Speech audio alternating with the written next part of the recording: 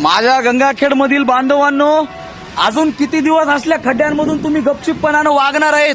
तुमच्या खाली असलेल्या प्रत्येक गाडीवर तुम्ही 18% जीएसटीचा टॅक्स भरलाय आणि रोड न वागताना तुम्ही रोडवर टॅक्स भरताय. तुम्ही ह्या सरकारला प्रश्न विचारा, गंगाखेड प्रशासनाला प्रश्न विचारा. हे बघा, रेल्वे जाते. ही अवस्था बघा गंगाखेड मधल्या रस्त्यांची. अजून किती दिवस गंगाखेडची जनता शांत बसणार आहे?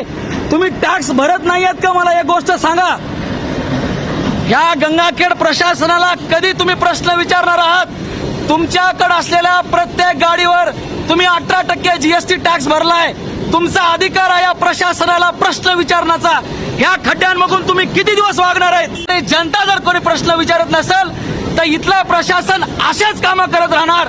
भ्रष्ट प्रशासन अधिकार कम करणार. इकडलं काम बोगस व्हायला ते काम रोखण्यात आलेलं आहे. चांगल्या प्रकारे काम, दर्जेदार काम करा गंगाखेडमध्ये.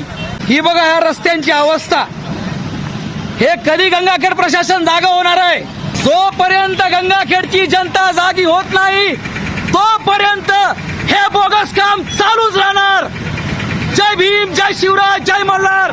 छत्रपती होळकर, फुले शाहू आंबेडकरांचे विचार जागे करा.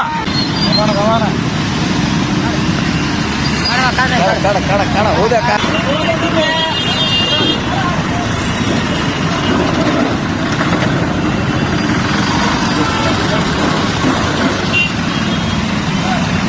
जोपर्यंत गंगाखेड मधली जनता जागी होणार नाही आणि प्रशासनाला प्रश्न विचारणार नाही तोपर्यंत हे बोगस काम असंच चालू राहणार. गंगाखेड भ्रष्टाचार मुक्त कधीच होणार नाही.